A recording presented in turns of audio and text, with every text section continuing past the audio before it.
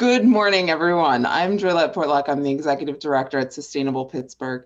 With me is Gina Johnson, our Director of Programs at Sustainable Pittsburgh, and we're excited to have CEOs for Sustainability co-chairs Steve Malnight and Charles Turan to lead this morning as CEOs for Sustainability introduces its vision for leading forward, including commitments for bouncing back better from the pandemic crisis. For those who aren't familiar, CEOs for Sustainability is an outcomes-based network for invited C-suite leaders of well-aligned companies to share best practices and collaborate in the growing ranks of those that enjoy the benefits of a triple bottom line for people, planet, and profits. CEOs for Sustainability is led by the executives of companies representing more than $76.5 billion in revenue and 316,000 employees as of early 2020. It is hosted by the nonprofit Sustainable Pittsburgh. And we believe this is the only group in the nation where CEOs provide this kind of regional thought leadership around business sustainability. We are beyond pleased this morning to have an outstanding agenda showcasing companies that are leading the way to an economic recovery that can benefit all of our region's people. So I'm going to ask Gina to step in here and give us an overview of our agenda. Yeah, thanks, Joylette, and welcome everyone. As Joylette mentioned, we're excited to hear from Steve and Charles this morning with the CEOs for Sustainability call to action to support a sustainable, equitable recovery this morning. Our keynote follows, and we're pleased to have Diane Holder of UPMC Health Plan to introduce this morning's keynote speaker. That's Gretchen O'Hara, the Vice President of AI Strategy and Sustainability at Microsoft. You might have caught the news earlier this year when Microsoft announced its goal by 2050 to erase all the carbon the company has emitted since it was founded in 1975. So Gretchen's going to share Microsoft's strategy for that and how Microsoft is using technology and partnerships to help create good jobs for people at all skill levels. Next, we're excited to have Sabrina Saunders-Mosby from Vibrant Pittsburgh here to moderate an exceptional panel of executives from the companies shown here. And then after presentation of the 2020 Business Leadership Awards, we hope you'll join us for breakout sessions with the leaders charged with implementing sustainability strategies at the CEOs for Sustainability companies. And this will be a great opportunity to network with them and others attending today, so we do hope you'll join us. We really want to thank UPMC Health Plan, the CEOs for Sustainability Platinum sponsor, for help making this exciting initiative possible. Launching the CEOs for Sustainability call to action has really been a truly collaborative effort. Our thanks also go to the Pittsburgh Pirates, a silver sponsor and founding participant in CEOs for Sustainability. And we want to thank the CEOs for Sustainability participating companies for leading the charge by this demonstration of sustainability leadership at their own businesses. Our thanks also go to the CEOs for Sustainability Advisory Committee and research liaisons at Rand and Chatham University for lending their guidance and expertise.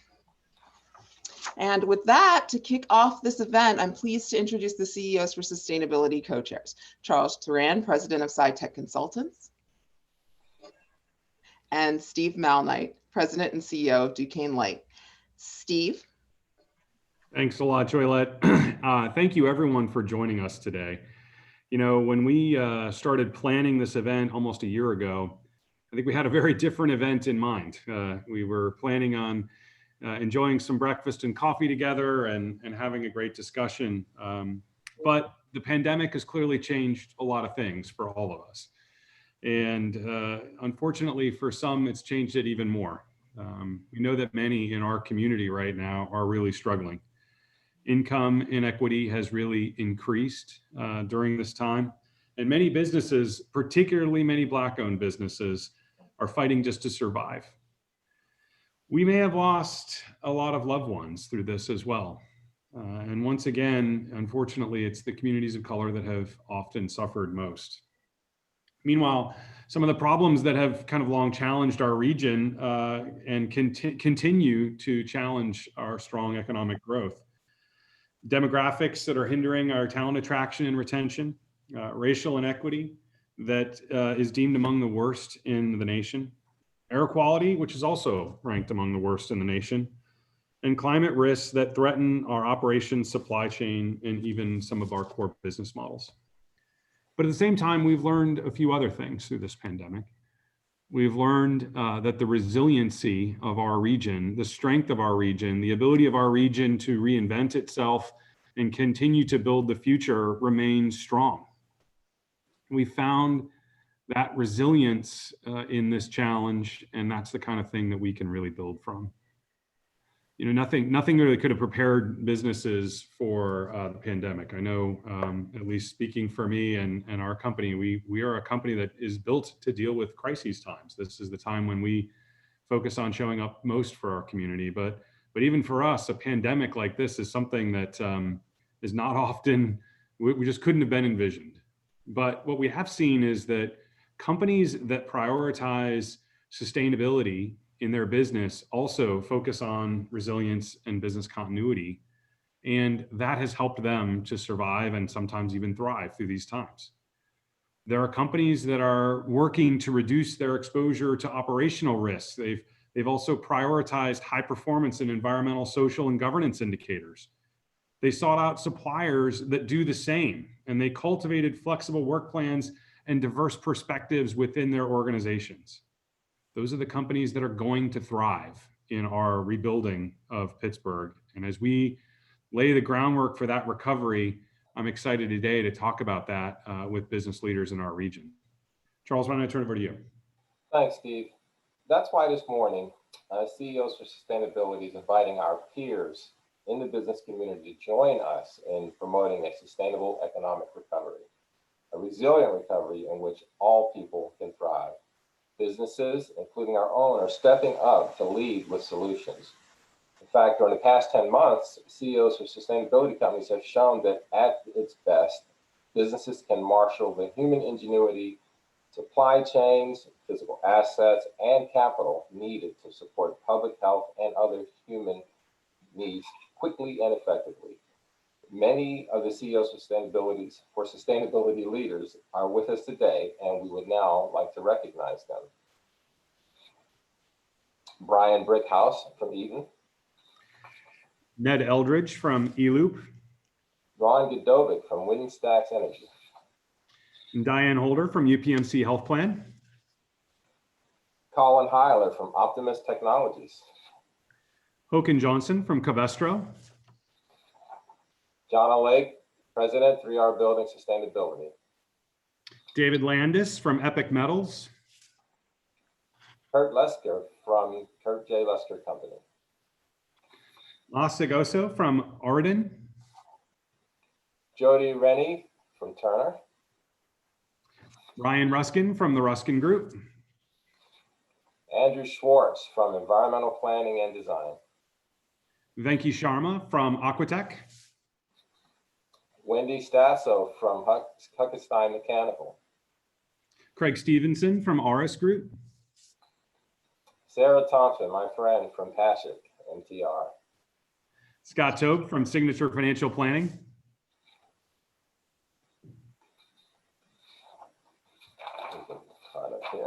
Each of the CEOs for sustainability leaders are deeply committed to strategic sustainability for their bottom lines, their people, and the quality of life in our communities. As leaders who understand the business advantages of sustainability, CEOs for Sustainability sees an opportunity to help our region's businesses come out stronger from these crises. In making our businesses more innovative and resilient, we will help lead a recovery that makes our people and economy stronger too, which is so important. The fact is, our employees, customers, and investors are looking for us for just such leadership. We bear an important responsibility to our people and our communities. In promoting a sustainable economic recovery for our region, we really felt it was important that we go beyond just issuing another business statement. There's been a lot of words, and we need to move beyond words to action. So instead, CEOs for Sustainability has developed what we think is a set of bold priorities for leading forward. And I'd like to talk about some of those with you today. These priorities, which are vital to supporting a recovery that works for all people in our region, really come in three critical areas. Supporting local communities and businesses through the immediate economic crisis, advancing racial and ethnic equity through our own business operations, and reducing their company's carbon footprint. These priorities were developed in consultation and work with our business sustainability professionals at all of our companies across our region. We've also had invaluable recommendations from experts on the CEOs for Sustainability Advisory Committee, which includes thought leaders from local government, academia, and other nonprofits. To make committing to these goals as clear-cut as possible, we've established what we think is what we call our baseline set of actions for commitment. To support local communities through the immediate economic crisis, the baseline commitment is to establish a policy within companies to prioritize local suppliers or otherwise support local communities through 2021. Longer term, these baseline goals start to focus on how we can establish within our companies, how we can establish a strategy and commit to measurable progress in two areas related to economic prosperity and quality of life for all of our citizens in our region. Advancing racial and ethnic equity in our company's culture, and establishing HR practices and engaging supplier representatives of the communities that you serve. And reducing carbon emissions associated with your business operations and your business model. Progress in each of these areas offers real benefits not only to our community, but to your business. These range from promoting innovation and employee engagement to supply chain and operational savings. The bottom line benefits can be significant. Companies in the top quartile for racial and ethnic diversity are 35% more likely to have financial returns above their respective national industry medians. That's according to a McKinsey study. The opportunities are great too. As more companies become focused on reducing their carbon emissions, CDP estimates a $2.1 trillion opportunity for low emissions products and services. The potential benefit for our region is just as significant, including new jobs in the trades and clean energy sectors, reducing climate risk, and more equitable prosperity for all of our citizens. These are challenging goals, and addressing them is a long-term commitment, especially if we really want to focus on real progress. However, we believe they are essential if we are to realize the kind of future we want for our people and this region. Achieving measurable impact at scale will depend on cross-sector collaboration, something the business community is well positioned to help catalyze along with our local partners. CEOs for sustainability companies are leading the way with these commitments. Many are demonstrating measurable achievement in all of these areas. Among those reporting, 96% are committed to using local vendors and suppliers. 95% are committed to advancing equity in their HR and procurement practices, and 88% have reduced their carbon emissions or are on track to do so. For example, Eden Park Hospitality Group. They're one company, but they're deeply committed to supporting local communities and businesses. They've dedicated 18.6% of their total purchasing spend to local growers, producers, and markers in 2019. I'm sorry. In 2019, the company aims to reach 20% next year. I blew that one a little bit. Sorry about that. They dedicated 18% of their total purchasing spend to local growers, producers, and markers in 2019, and they aim to reach 20% next year.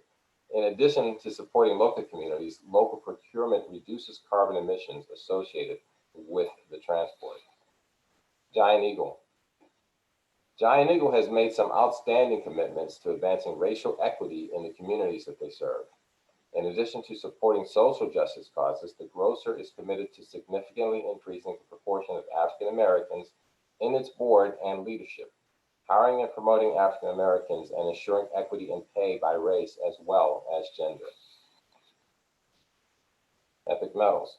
When it comes to reducing carbon emissions at their companies, Epic Metals is truly a leader. Through their on-site solar energy and EV charging stations, the company has offset more than 519 megawatt hours of energy at its facilities and displaced more than 5,600 gallons of gasoline. Signature financial planning. For many companies, including my own, the most impactful carbon emissions reductions are possible through the work that we do with our clients. Signature financial planning, for example, is focused on educating clients about the merits of shifting investments into clean tech and other low carbon sectors. They're committed to doubling the ESG funds in their total assets under management within 5 years. CEOs for Sustainability is inviting the region's businesses to reap the same benefits our companies have experienced. Your company doesn't have to go it alone. Our companies and others like Microsoft offer concrete examples of how to create a more resilient, competitive company. Sustainable Pittsburgh and our partners are also stand ready to help equip your company for progress. We invite you to hear more from the leaders on the agenda today and visit ceosforsustainability.org to learn more as well.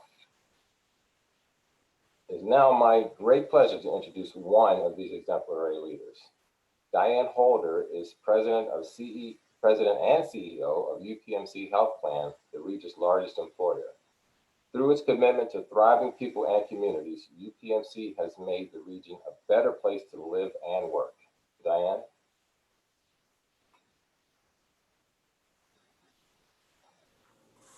Hello. It's great to be here this morning with all of you. I am very proud that UPMC is the sponsor today of CEOs for Sustainability C-Suite Summit. We are honored to be included along with these other distinguished CEOs who've been very committed to sustainability in our region. You know, in the context of this pandemic and economic crisis, a commitment to sustainability has never been more important. We know that what we're seeing in our region is that families and communities, especially those with fewer resources, are being disproportionately impacted. Small businesses are struggling. Black and Indigenous Americans are finding themselves disproportionately hurt by this pandemic related to both their health and their economics. We know that we are seeing people getting quite tired and that women are leaving the workforce in record numbers because they're trying to balance the work and employment needs along with the needs of their kids for support and supervision. And so I think one of the things that is so important right now is the ability for us to come together and, as we heard a few minutes ago, use the resiliency we have in Pittsburgh to build upon what has been a really foundational set of activities that makes Pittsburgh one of the leaders nationally in sustainable communities. You know, at UPMC, we are the largest non-governmental employer in the state. We have 90,000 dedicated employees, and we have been looking at sustainability for a long time and trying to figure out how we join with all of you to build the kind of metrics and performance that really matters. And I want to thank the leaders at UPMC who've been very committed to this, and my special friend, Scott Lammy, who's done a great deal of work in this area. You know, one of the things I wanted to do is just quickly look at some of the things that we've accomplished, because I think we should be an example of what's happening in the region, given our size and our influence. And I want to say that one of the things that we looked at way back in 2007 was, how do we bring a framework together? How do we think about what we should do? And so we created something called our Environmental Initiatives Program, and it's integrated throughout our organization. We basically link our facilities and our services, our environmental initiatives, and we work to incorporate sustainability policies and procedures in operations and service and community impact. And part of this effort includes our collaboration with our external partners, such as Sustainable Pittsburgh, to leverage the regional strategies that are out there, and we learn from each other. So I just want to mention a few. One of the things that I'm very proud of is that we have numerous LEED certified green buildings. In fact, 8 of our sites are larger than 2 million square feet that have this designation. We also have done some creative green spaces at our hospitals, including culinary and healing gardens. And we even have 2 active beehives at Magee Women's Hospital. We're continuing to try to drive sustainable change as we advance our plans for new hospitals that we're building. So for example, at the Vision and Rehab Hospital that's being built now, We have been trying to design things like stormwater issue-related problem solving using green roofs and bioretention tree boxes, stormwater retention vaults, et cetera. So we're really trying to focus on these things. Clean air was mentioned earlier, and we have been trying in our urban areas to support our employees with natural gas fueled shuttles and electric vehicle charging stations so that we can reduce our carbon footprint. We also launched something years ago called the Center for Engagement and Inclusion, and we collaborate internally and externally to promote cultural awareness and diversity, inclusion. And we look at supplier diversity and entrepreneurship, which is very important to us in our supply chain work and our partnerships. Annually, UPMC invested in 2019, an average number, 19, it was about 1.4 billion to support unreimbursed and subsidized healthcare, education, and research, including more than 3,000 community-focused programs and services that we partner with and contribute to their performance and their improvements.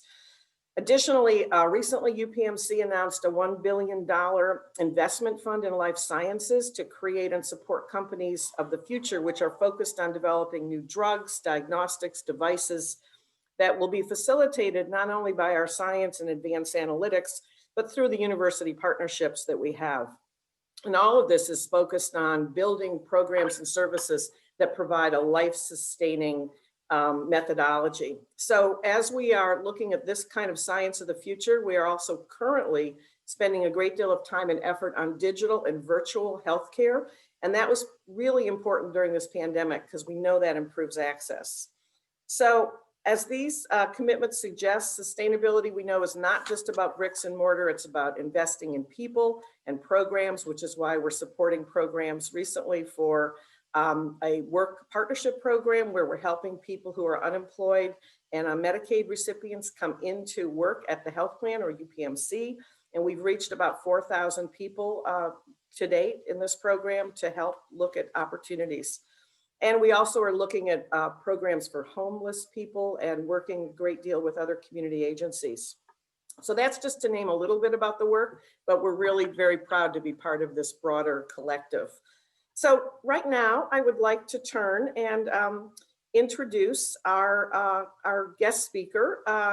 Microsoft, like many of the companies here, is also thinking out of the box in how they approach their commitment to promoting sustainability and offering solutions to some of our most pressing challenges, from equipping millions of people with the technical skills they need to secure employment, and including Microsoft's bold commitment to becoming a carbon negative company by 2030.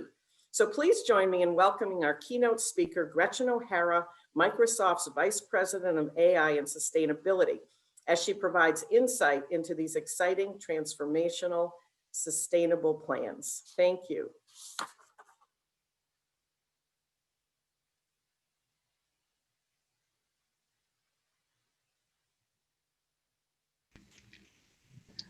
Welcome. Sustainable Pittsburgh and CEOs for Sustainability are very excited to have an outstanding corporate leader with us here today to share her perspective on business sustainability with us. Gretchen O'Hara is a business builder who leads teams that build ecosystems, empowering customers and partners. With 25 years experience in the tech industry across the US and worldwide, Gretchen has built systems and mobilized organizations to maximize the collective power of customers, partners, technical evangelists, startups, and developers to drive innovation. As Vice President of AI and Sustainability Strategy at Microsoft, Gretchen is building the path for Microsoft's US acceleration of its artificial intelligence, cloud, and sustainability initiative to become carbon negative by 2030. AI and sustainability will shape how we live. It's through strategic partnerships, innovation, and ecosystem activation that Microsoft will achieve these ambitious goals. Gretchen is also a passionate advocate for women and girls in STEM and the cloud. She is a co-founder of Women in Cloud, an organization taking action to help create $1 billion in economic access and opportunity by 2030. Her mission is to live every moment with passion and compassion and leave a legacy of global tech success that stands the test of time. It is my distinct honor to welcome Gretchen O'Hara. Take it away, Gretchen. Thank you, Joylette. What a fantastic introduction. Hello to all the CEOs for Sustainability Summit attendees. So excited to be here in this incredible event. And I wanted to take a few moments to really talk about sharing our journey towards sustainability, the progress we've made, and how we can leverage technology to build a more sustainable future. So why don't we go ahead and get started? Let's talk about a sustainable future today. Today, countries, agencies, organizations around the world are working steadfastly alongside the United Nations to achieve our 2030 Sustainable Development Goals, or SDGs, and making continuous and lasting progress towards the outcomes that they represent. Achieving this level of impact outlined by the SDGs requires Microsoft and organizations like all of us to recognize our role, define our contributions, and make sustainability a core part of what we do for business. And so that's why we're committed to taking an action on sustainable development efforts and partnerships that will really last and build lasting solutions, sparking economic opportunity, social inclusion, and drive progress for all. Now, we can't really address sustainability today without recognizing the grave impact that the global pandemic has had on our communities and on our businesses. And there's been significant drops in revenue, jobs, organizational changes, and there's just real necessity for us to recover from this crisis. And so I would be remiss if I didn't start with saying, how do we think about that? And how does that intertwine with our work here in sustainability? Getting over this crisis, we think about this really in three phases. The first is where we are right now in this response. And this response is really about how do we deal with the immediate crisis and how do we adapt to the circumstances, whether that's cutting costs, maximizing immediate sources of revenue, essentially helping solve the business at hand. But we have to look towards recovery. And that focus on recovery is really about addressing customer needs and accelerating, quite frankly, with precision, what the targeted customer needs are. And we're starting to see that in many of the businesses across the globe. And when we can use innovation to help with that acceleration based on customer needs, we have the opportunity now to reimagine. And this is where we want to come together with public and private partnerships to say, how do we transform, taking advantage of new opportunities, streamlining operations, and evolving to be a more proactive and resilient business. Now, we believe that sustainability initiatives are such a key factor achieving this business and these phases, and ultimately will result in a more sustainable environment, a more sustainable economy, and community. So let me take a step back just to ground everyone again on the realization and recognition that we need to address these challenges, and that the United Nations created these Sustainable Development Goals, or SDGs, as that blueprint to mobilize the efforts for all societal sectors and ensuring that no one is left behind as we take really bold steps forward. These are just bold ambitions. They're hard, they're tough. And these 17 goals are really the North Star, and it's our single source of truth for the environment, for social and corporate government, so that we can build organizations and governments around the world. And we know that we can make real progress in sustainability journey. And so we often think that sustainability is good for our planet, and we are behind, as I said in this coalition here today, behind sustainability for good for our planet. But I want to ground everyone on the importance that sustainability is also really good for business. And these two constructs can actually live symbiotically together. And what we're seeing in the market right now is that there's really fundamentally three ways that we're seeing sustainability drive impact for customers and partners alike. The first really is about creating new business models. And this is where we're seeing increasing market demand for clean energy solutions and sustainability products companies that are able to come to market with great new innovation that are meeting the demands, and they're seeing real revenue growth, as well as actually brand new revenue streams that are emerging from the innovation that they are building first for themselves, but actually then taking out into the market.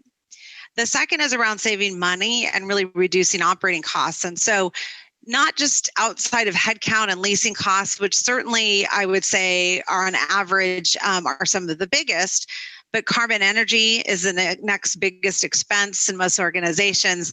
So by reducing the energy consumption around the organization, we can see real savings that are going to the bottom line. And so very important that we're seeing many companies invest again in sustainability to help the operational opportunity within the company itself. But the last one that I think if you started to everything from, conversations at Davos to what you see, in the public in commercials is around brand reputation, and that customers are increasingly choosing brands where sustainability commitments and their sustainability investments are happening. And, customers are making choices when they know that a company really has a purpose-driven mission with a accountability towards sustainability.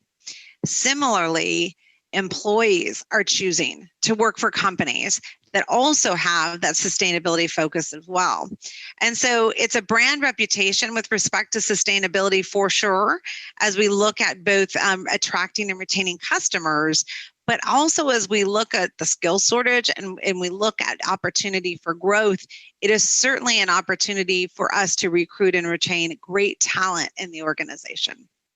And so if you think about this helps you innovate, helps you reduce costs, it helps you save money, reinvest in sustainable practices, helps with brand reputation, the street.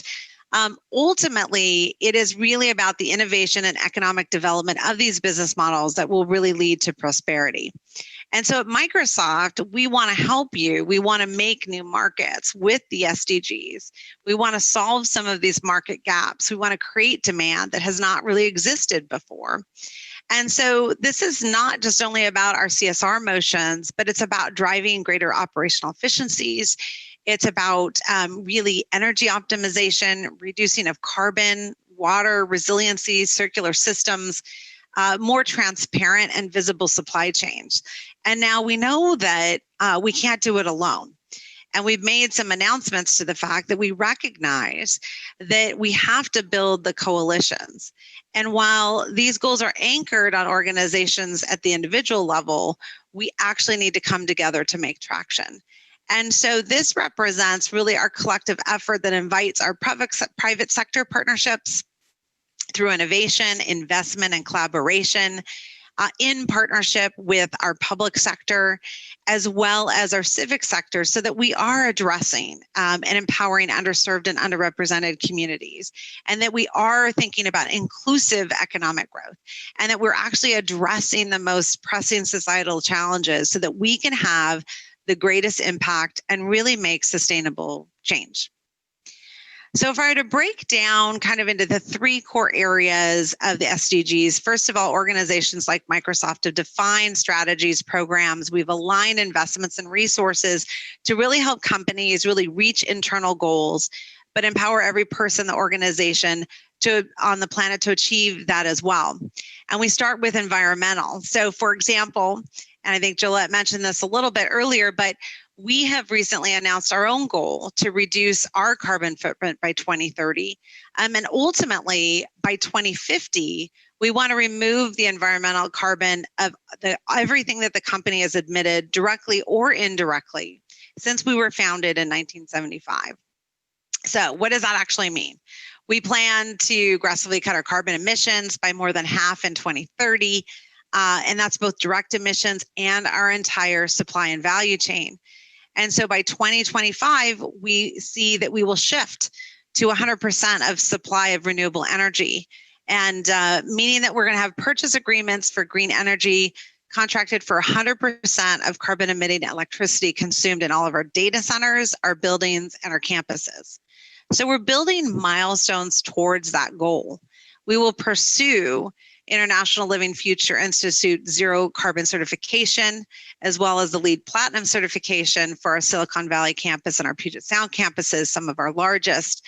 And then we'll shift the data center design to really be diesel free for backup power supply. So we have a plan. We're working through those milestones, and we will electrify our global campus operations fleet as well by 2030.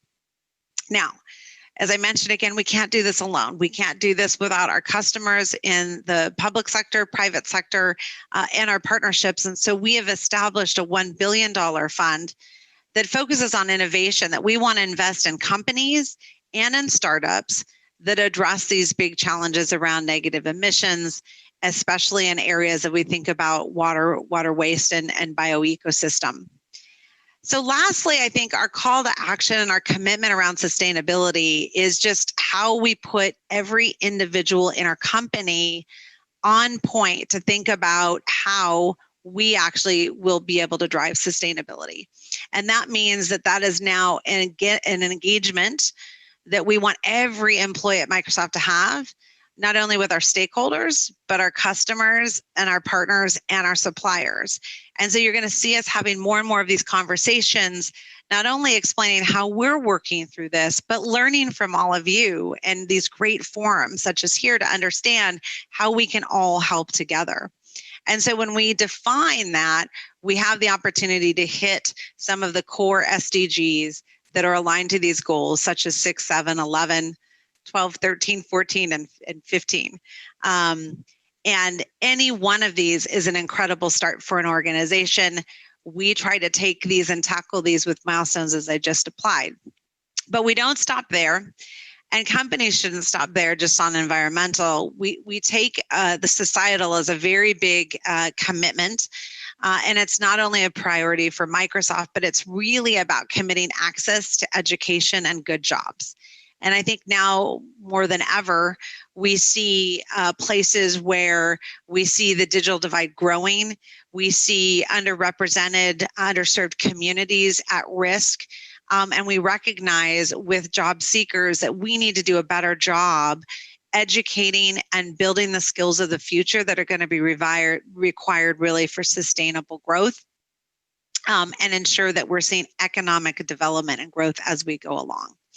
And so here in the US, we've established a plan that we've announced as part of our global skilling initiative to ensure that we are going to reach 25 million people around the world to get job seekers to have the skills that are needed for the future in a way that they can afford to be competitive in the marketplace.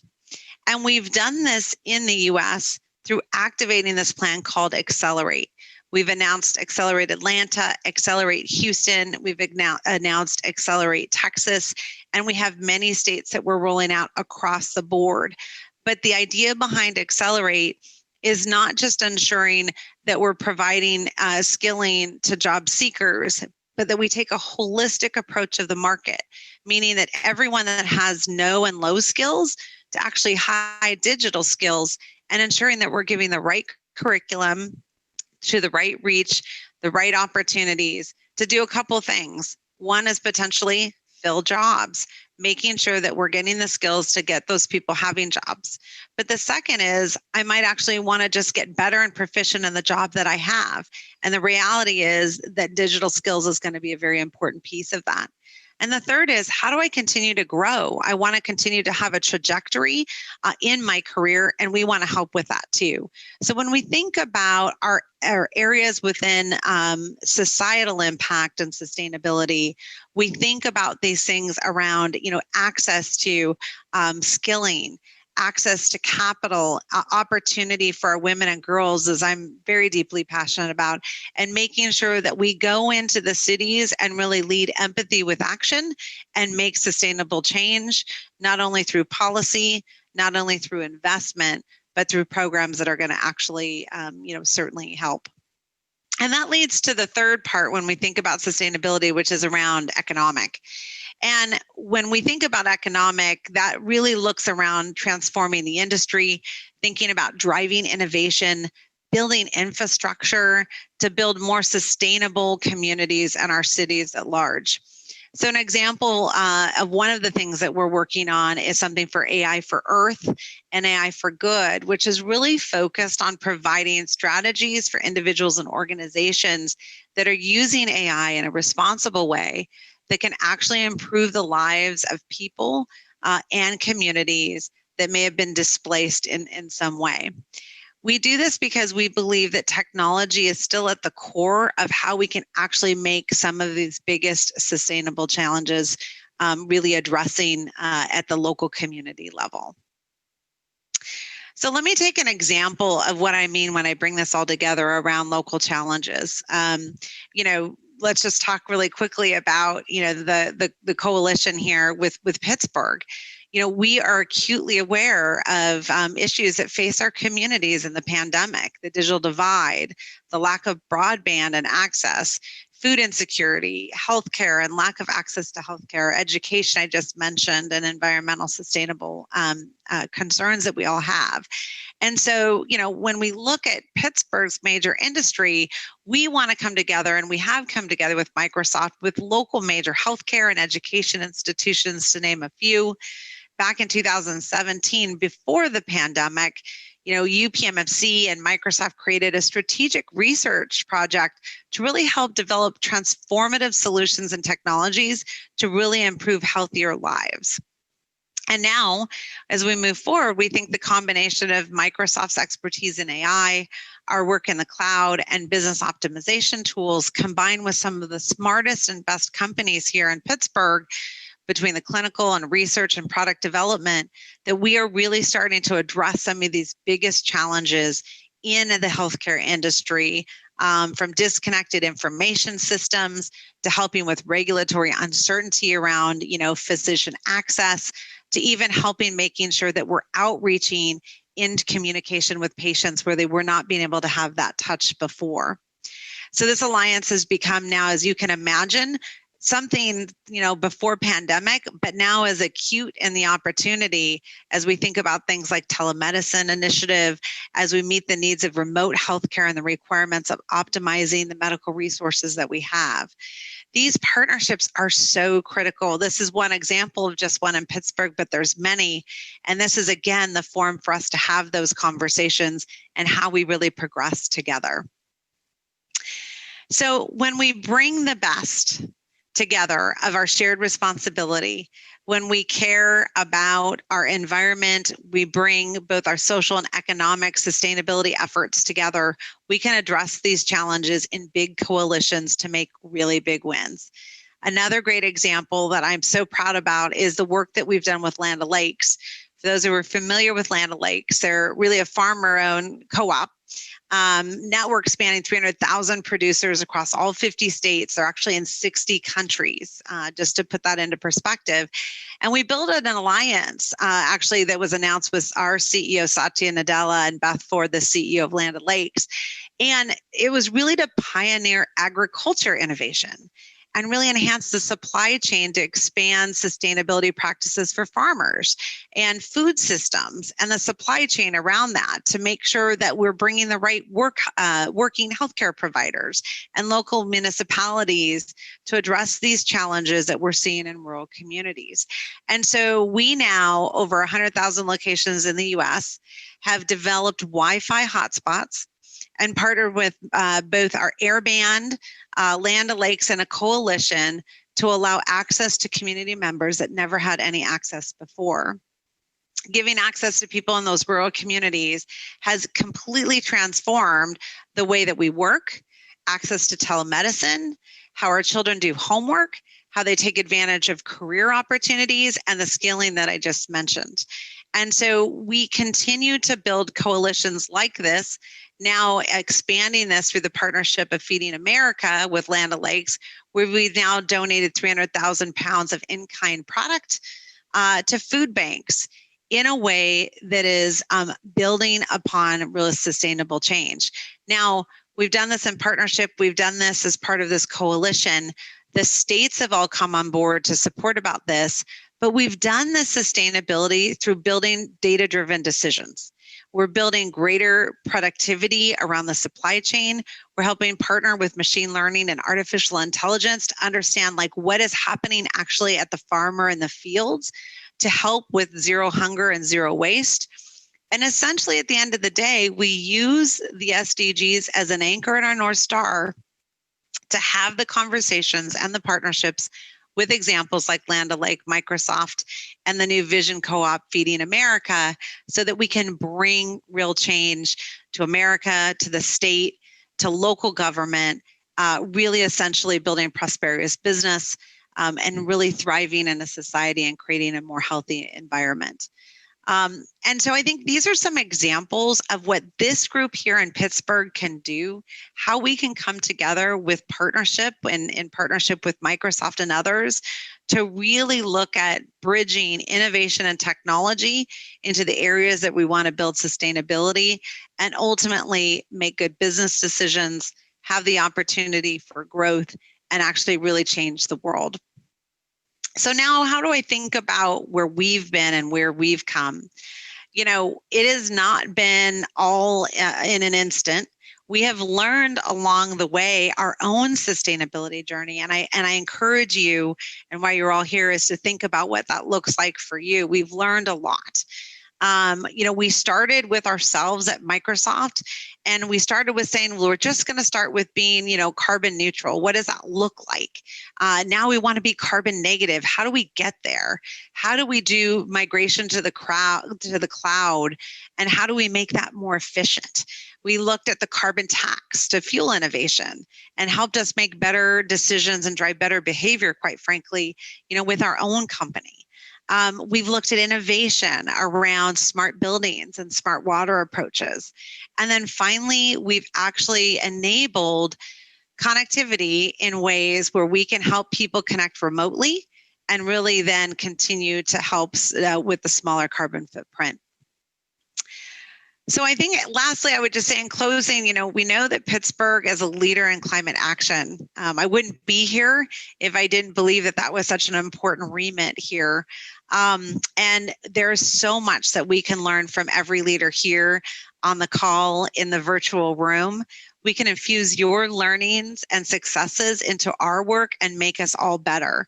And so I will leave you with, I just encourage each of you to connect with us at Microsoft, connect with each other. Let's understand where and how we can partner together.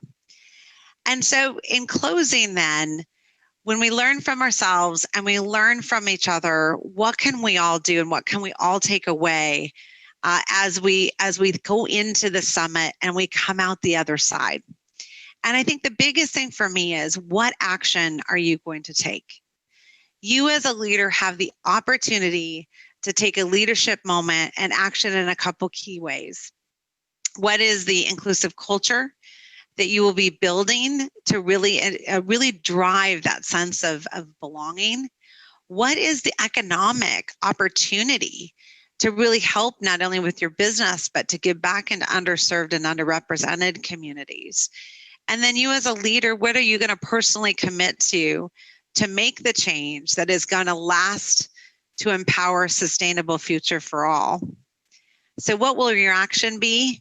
I know I have my actions here. You wouldn't be here if you didn't have your set of actions.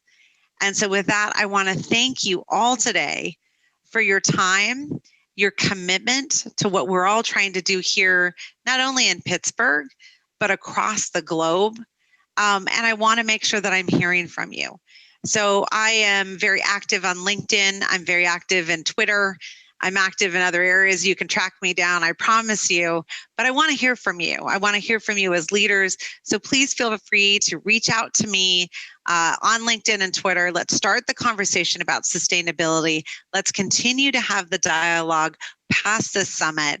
I want to thank you again for your time and your commitment.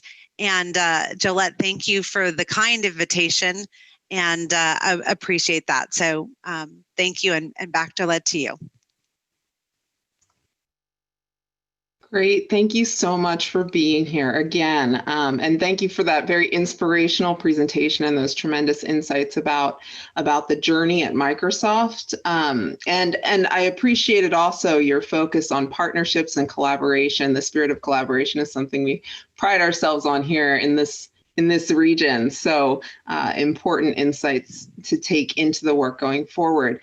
I'm hoping that you and I can maybe dig a little deeper into Microsoft's priorities with a few questions. Sure. So obviously our conversation today, as you mentioned, is coming within the crises that we faced across the past 10 months or so, which have created immeasurable pain and challenges for many on all of those axes, right? The environmental, the societal, and the economic axes that you mentioned.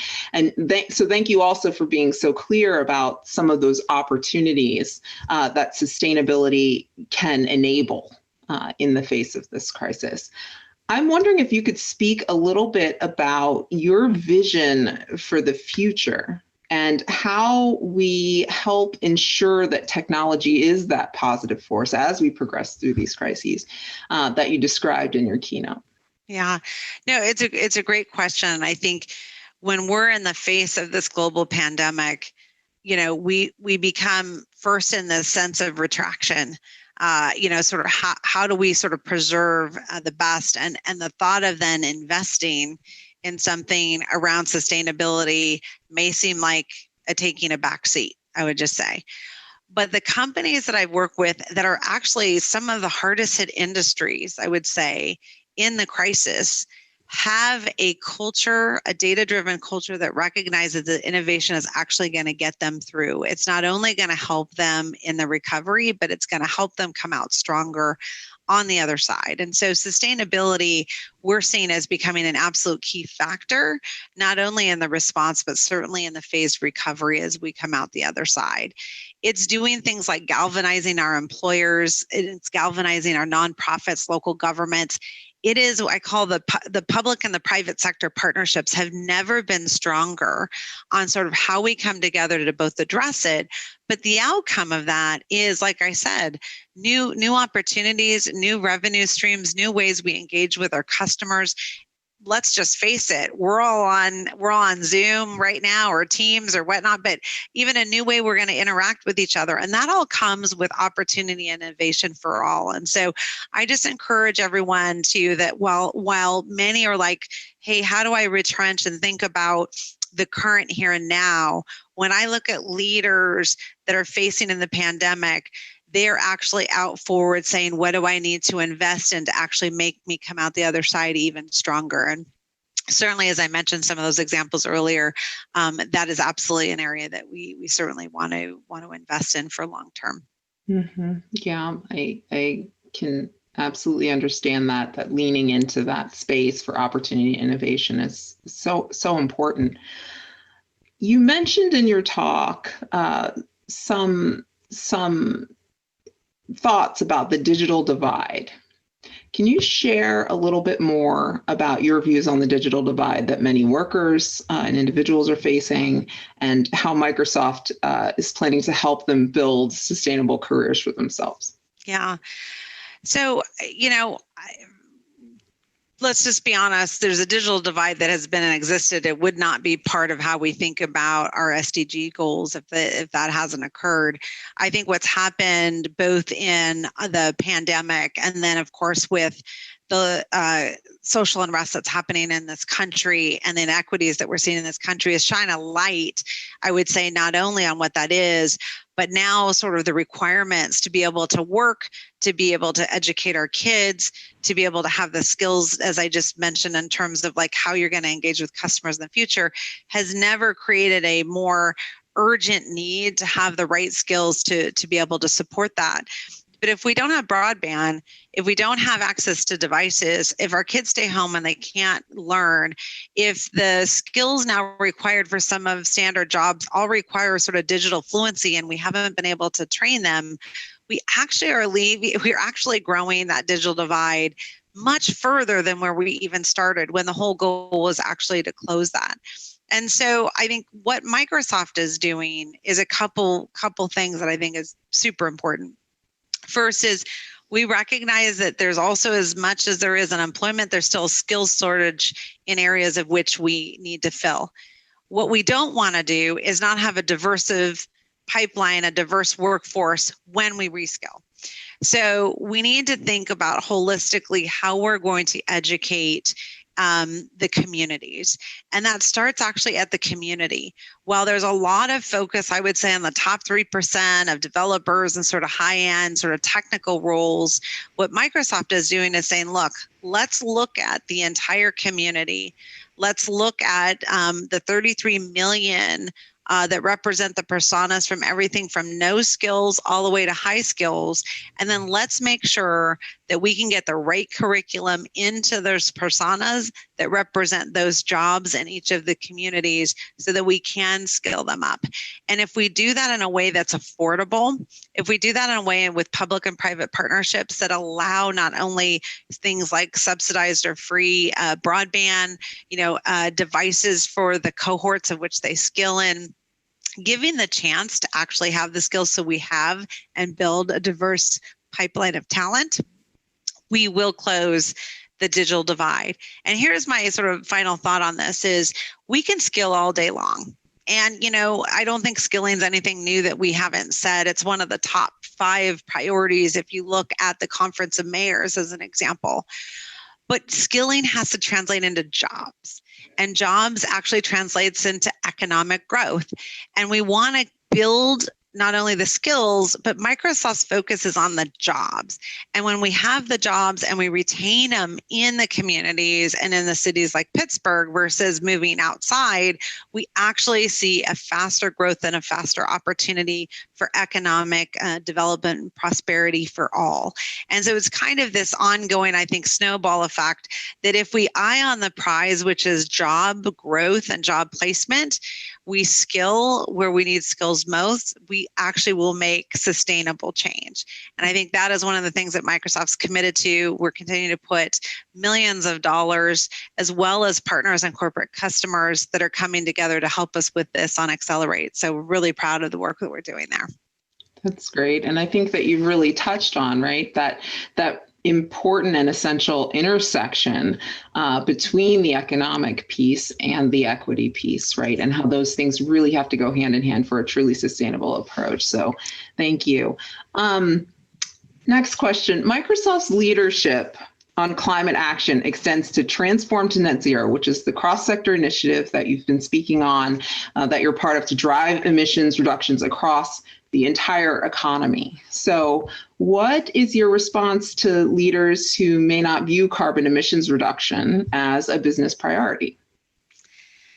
It's a great question. And I know that, again, and my point is sort of starting at the top with the leadership here, which is really important. I think there's a couple things I would say to that. First is we have to embrace the change.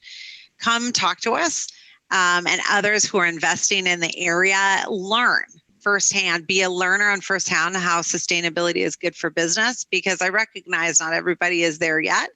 But there is really great outcome and opportunity from that. So embrace the change would be the first one I would say, and really do the research and be a learner. The second is I would say don't be left out.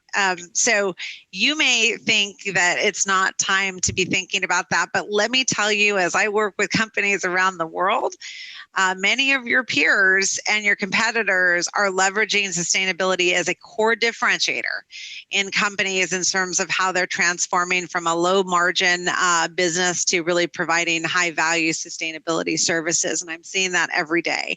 So if you want to take a chance, come talk to us and learn.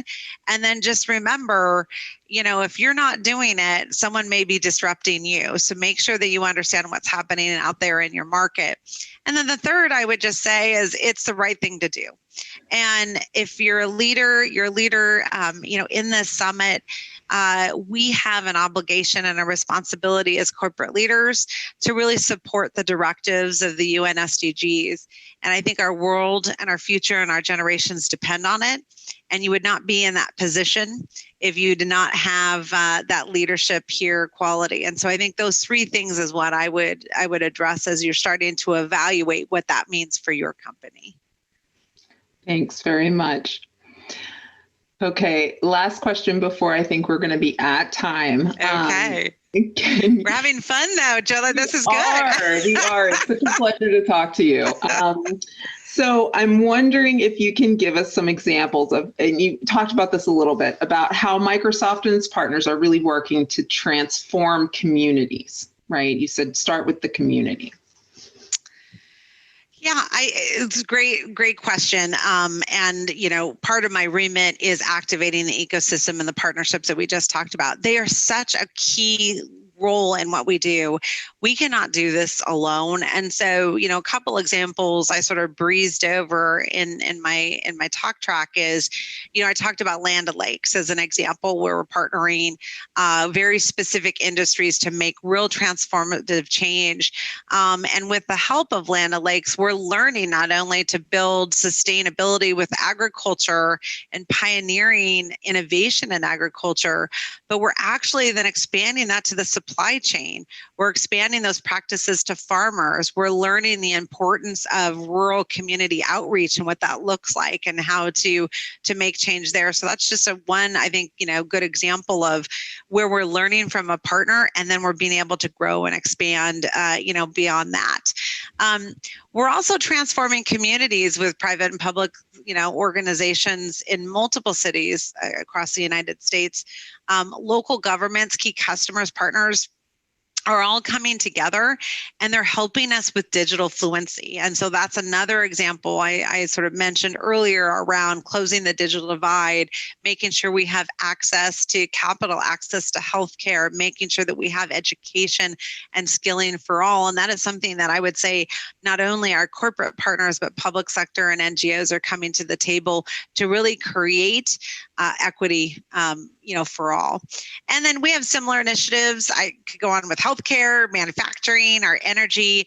But the point being is that, regardless of the industry that you're in, we're willing to have that partnership and discussion with you because we think actually coming together in the coalition such as these are going to make a much bigger impact, not only for your business, but into the customers that you serve in the community that we serve as well. Mm-hmm. Well, that's fantastic. And once again, I just have to thank you for being here with us today, Gretchen, to share your example and perspective. And thank you for sharing Microsoft's inspiring leadership on your sustainability journey and towards a sustainable economic recovery. Thank you so much. Thank you so much. And thank you again to the audience and have a fantastic summit.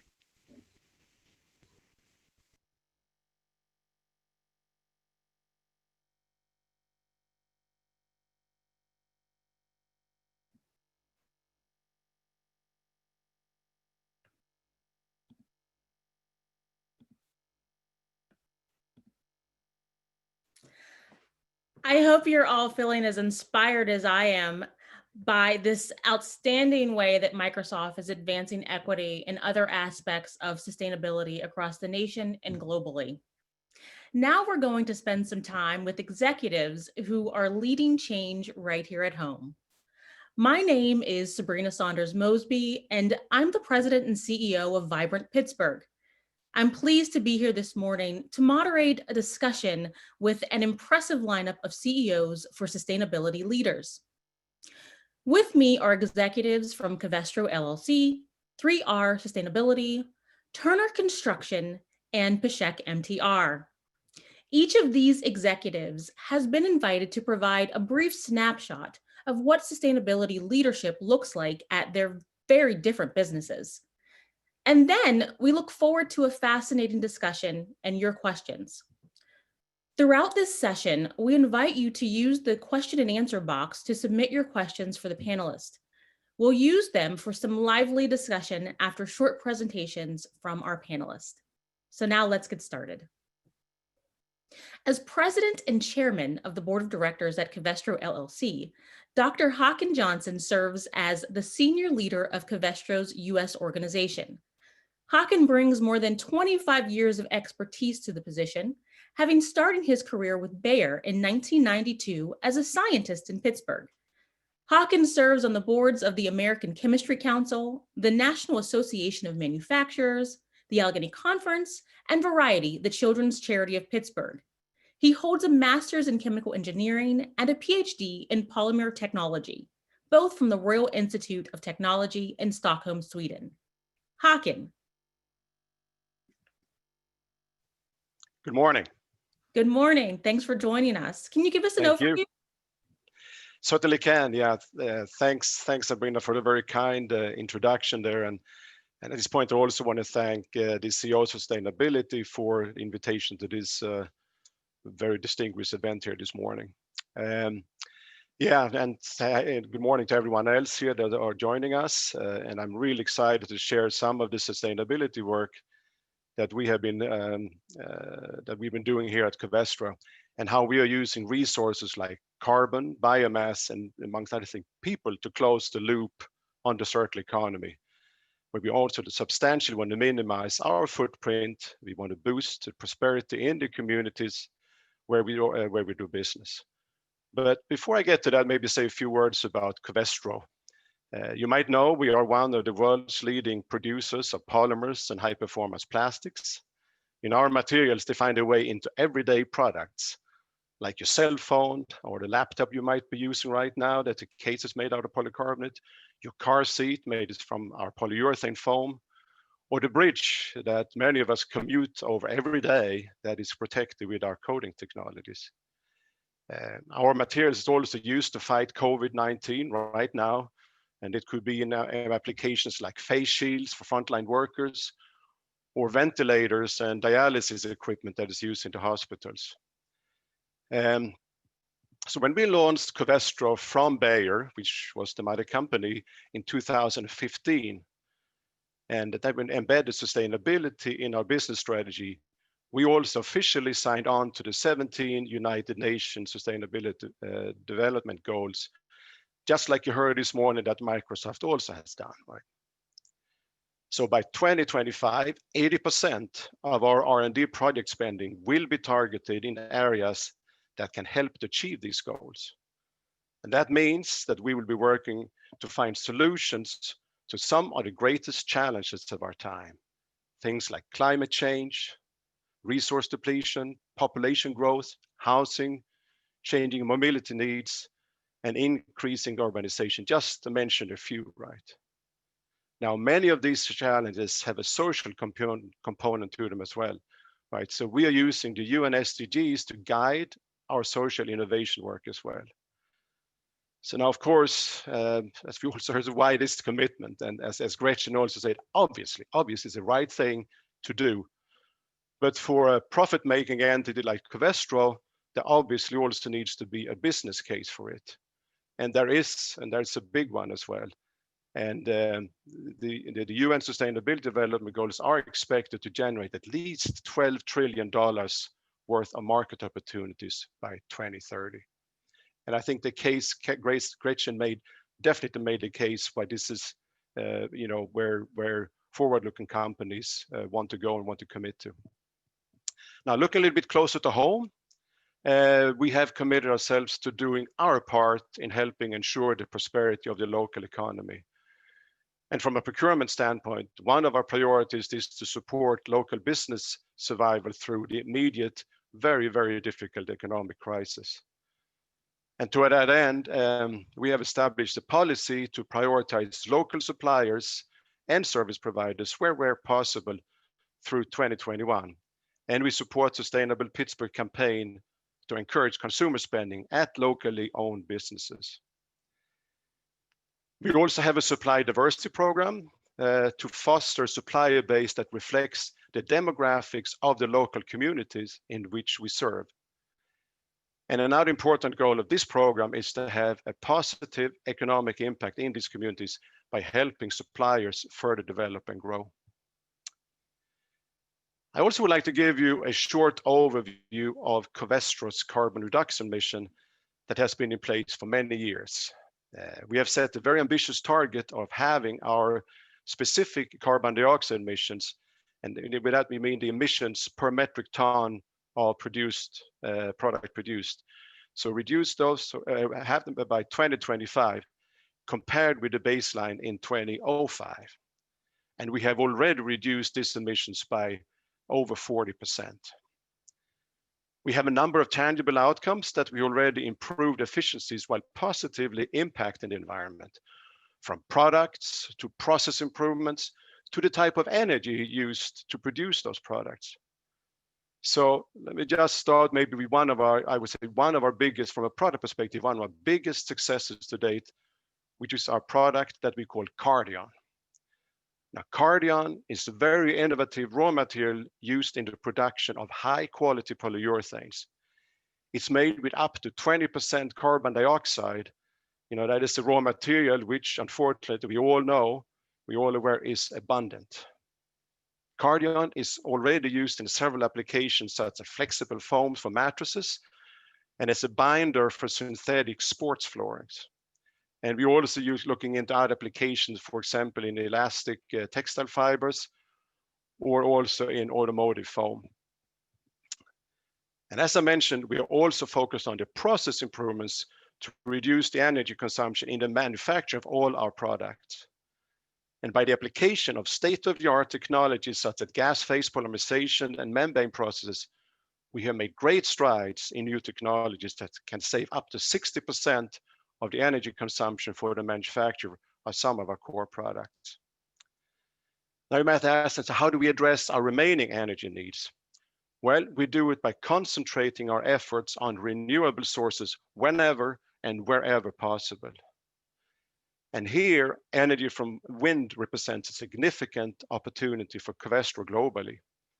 And beginning in 2025, Covestro will cover a considerable portion of its electricity demand at our sites in Germany with wind energy from the North Sea. We have recently concluded one of the world's largest corporate supply agreements for electricity from offshore wind turbines with a Danish energy supplier. This agreement represents an unprecedented step for the chemical industry, and one that we hope will motivate others in the industry to step up their efforts toward renewable energy sources and sustainable production.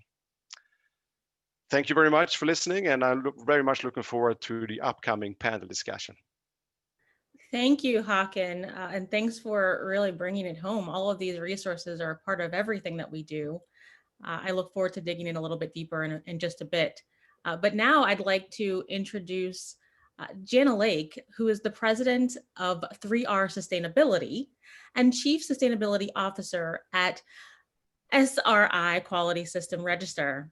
Jana helps clients realize the value of sustainability in their organization by defining the right strategy, goals, metrics, and action plan to achieve them.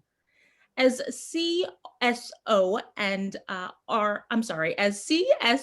for SRI, you try and say that, Jana led the work to become a B Corporation, for which the company has recognized for being the best of the world honoree for its positive impact on its employees.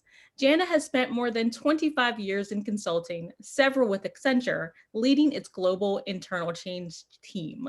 Jana, good morning.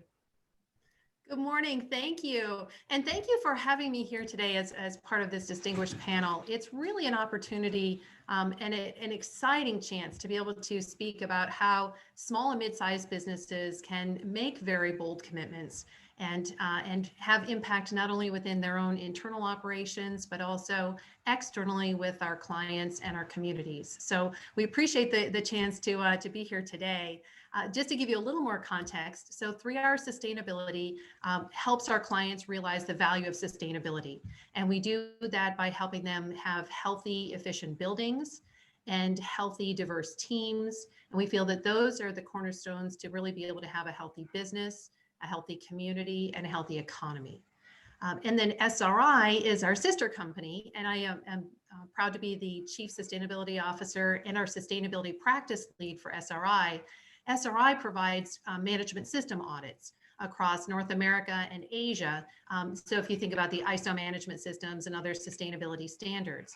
The business model for SRI, though, and really for 3R, in many cases requires 100% on-site audits or visits to our customers, which of course results in a large emissions and environmental impact. So when we think about what are our big impacts and how do we address those, that obviously means we need to be tackling those kinds of things looking forward. Of course, this was a very unique year, and we were able to actually kind of turn the corner on some of those things that have been a challenge up to this point, because with requiring 100% audits on site, you are required then to go to a customer and create emissions.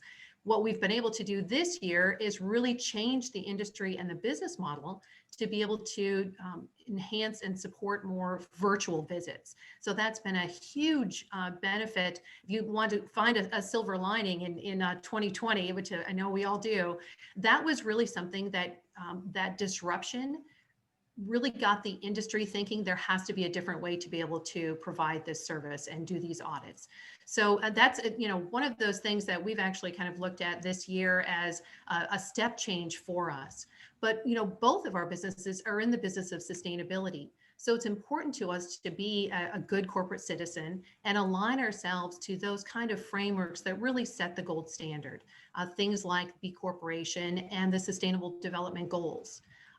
In fact, we're actually very proud that 3R won the Sustainable Pittsburgh Challenge for the micro division in 2018. So it's nice that there are large frameworks you can associate with, but also, local impact where you can really take that thinking around what are we doing to address our impacts from an environmental standpoint, from a social standpoint with our employees and our community, and from a governance standpoint with our business overall. So like B Corp and the SDGs, it gives us an opportunity to look both at our internal operations as well as the external impact that we can make to support our customers' goals around sustainability. One of those things for us, we made some very bold emissions commitments in 2018. We decided that we wanted to set a goal for net zero emissions by 2030 across scope 1, 2, and 3 emissions. So in 2019, we created our baseline and of our internal operations and started to do some assumptions-based estimates of our external or our scope 3 emissions. We decided, in fact, once we did that calculation of our internal operations, our scope 1 and 2, we went ahead and made that step to actually offset 100% of our internal operations emissions by planting 1,330 trees through 1 tree planted. So it gave us a chance to really demonstrate some progress and a commitment to continue to try to reduce our emissions, but then also offset. We're now starting the plan to address scope 3 as well by putting in place a program to work with our customers because we are a part of their supply chain. We're part of their scope 3. So we're working with them to be able to identify the emissions associated with their on-site audits and work with them to be able to offset those as much as possible.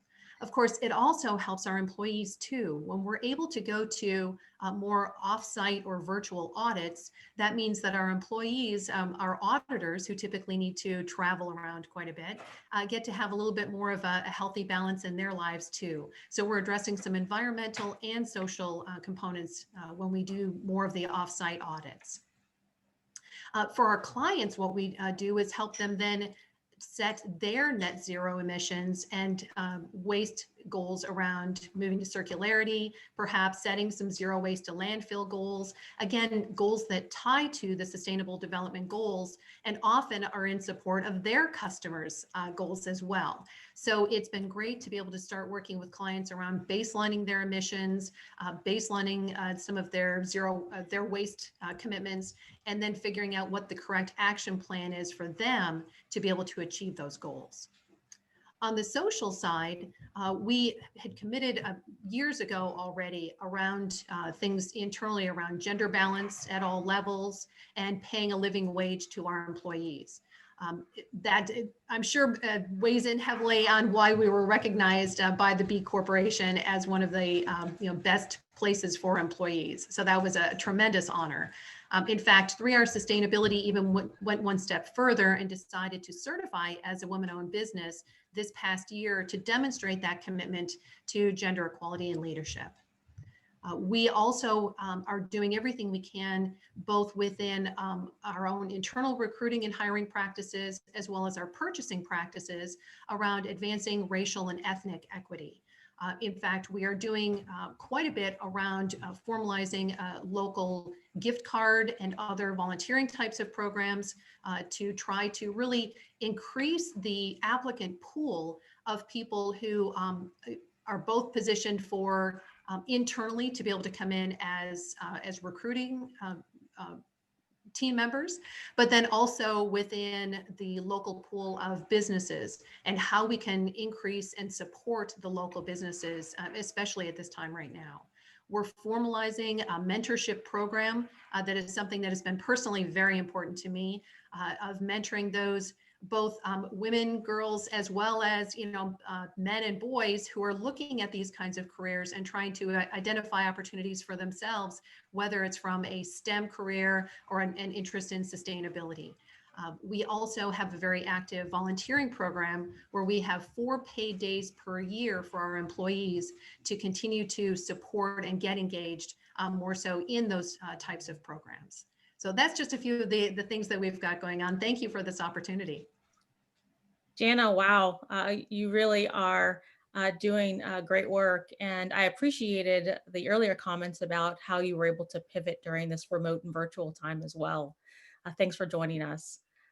Next, I'd like to invite Jody Rennie, who is the Vice President and General Manager of Turner Construction Company's Pittsburgh office, where she is responsible for the group's operational and financial success. Jody joined Turner in 1987 in the New Jersey office. Before transferring to Pittsburgh in 2017 as General Manager, she was the Vice President of Business Development for the Pennsylvania and New Jersey offices. Jody serves on the board of the Master Builders Association of Western Pennsylvania. Jody, good morning. Good morning, Sabrina, and everyone on the panel and on the Zoom conference. Thank you for having me. Thank you to CEOs for Sustainability for asking me to join the panel. Wow, it's been a great morning already.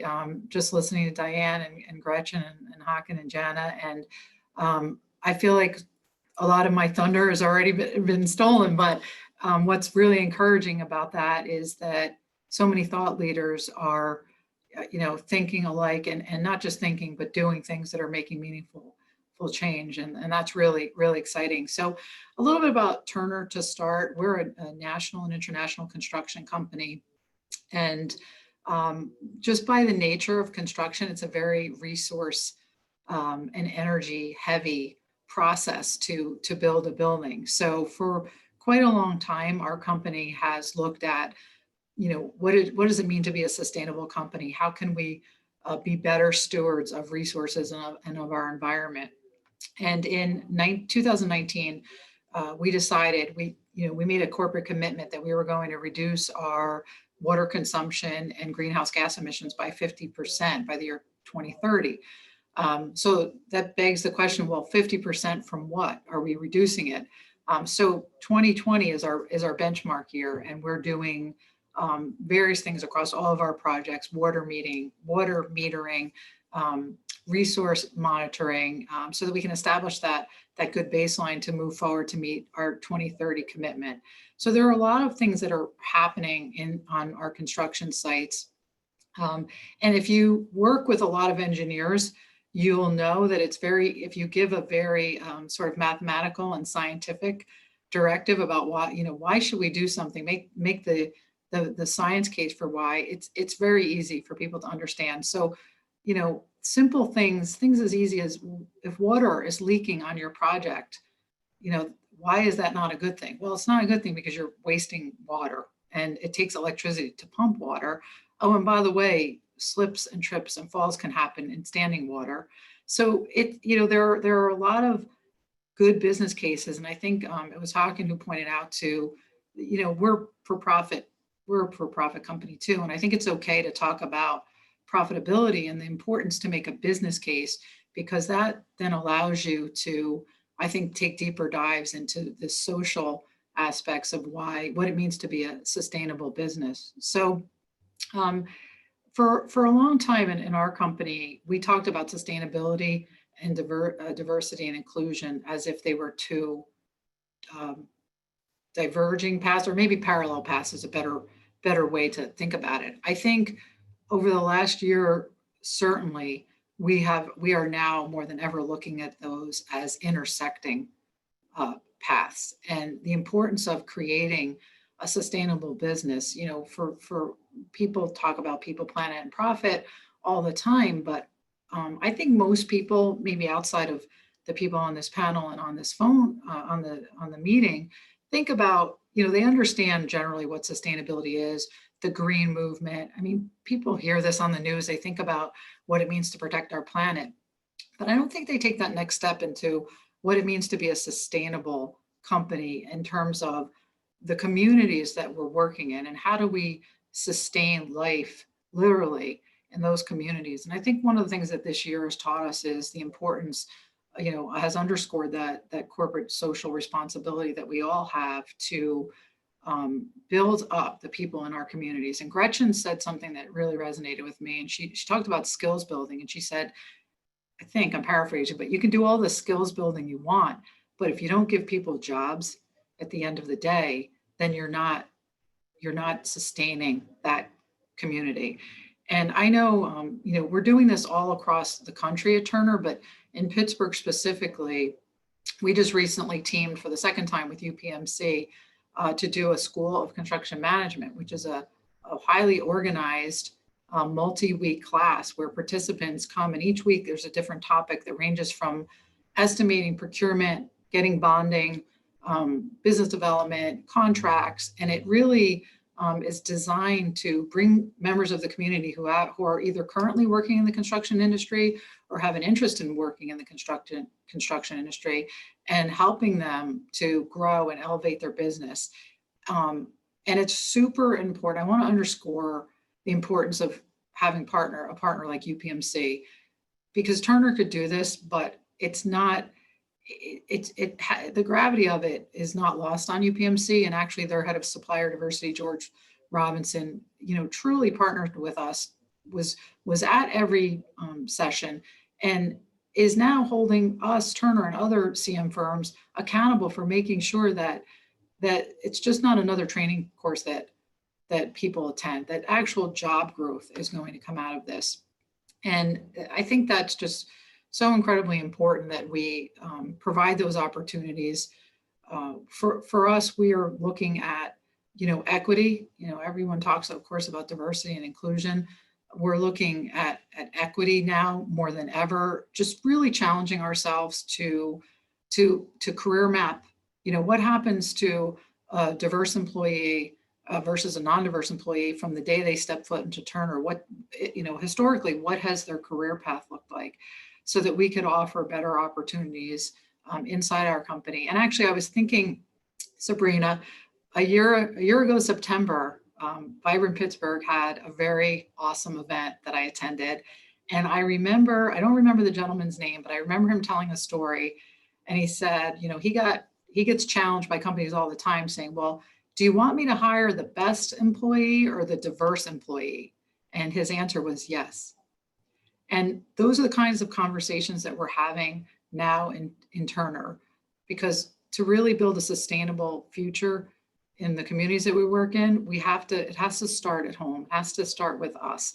And we have to be able to show people, you know, mirror the community that we are in. And we're not doing that right now, unfortunately. Pittsburgh is a very white city. And in the trades and the construction industry, the numbers are even worse. So, you know, that's kind of the good news, bad news story. The good news is that we're all thinking about it now, and we're taking action to change that in a very intentional way. So I'm really excited about the things that have happened this year. I think through great challenge, there's been great opportunity for us. we've been having a lot of conversations internally and with external partners. We call them courageous conversations. And that's just small groups in a safe environment that can talk about what it means to be a sustainable company, what it means to be a diverse, equitable, and inclusive company. And we're just having great insights as a result of those conversations. And we do think that, for those of you that have that are familiar with the Center for Global Inclusion work, we do think that the right approach is to not look at sustainability and D&I as parallel paths, but to look at them as at all the intersection points that they have, because they do create together. They're going to help us form the best possible outcome for corporate social responsibility for the communities that we work in. And this is across all industries, not just construction. It's a way that we're going to be able to work and live in a better world, frankly, as we go forward. So I could go on and on, but I'm probably over my time limit already. So I will yield the mic back to you, Sabrina. Thank you, Jody, for that wonderful overview. And thank you for your accountability in this space and for your sentiments about the importance of hiring the best and the diverse talent that we have available to us. Finally, I would like us to welcome Sarah Thompson. Sarah Thompson is a landscape architect and principal at Pashek MTR, a community planning and design firm located on the north side of Pittsburgh. Sarah's work is focused on community revitalization along with sustainable site design. Sarah has established Pashek MTR as a leader in sustainability. Under her leadership, the firm has won the Sustainable Pittsburgh Challenge multiple times. In addition, Sarah is the secretary of the board of directors of Grow Pittsburgh, a nonprofit whose mission is to teach people how to grow food and promote the benefits that gardens bring to our neighborhoods. Sarah, welcome. Thank you, Sabrina. I'm honored to be on this panel. It's interesting because Jody's on the construction side and Pashek MTR is on the design consultant side of building projects and in our case, mostly parks and recreation projects. We are a 15-person woman-owned landscape architecture and community planning studio located on the north side of Pittsburgh. And we present our clients with an expansive skill set that includes play spaces, parks and recreation, community planning, sustainable site design, and public and private gardens.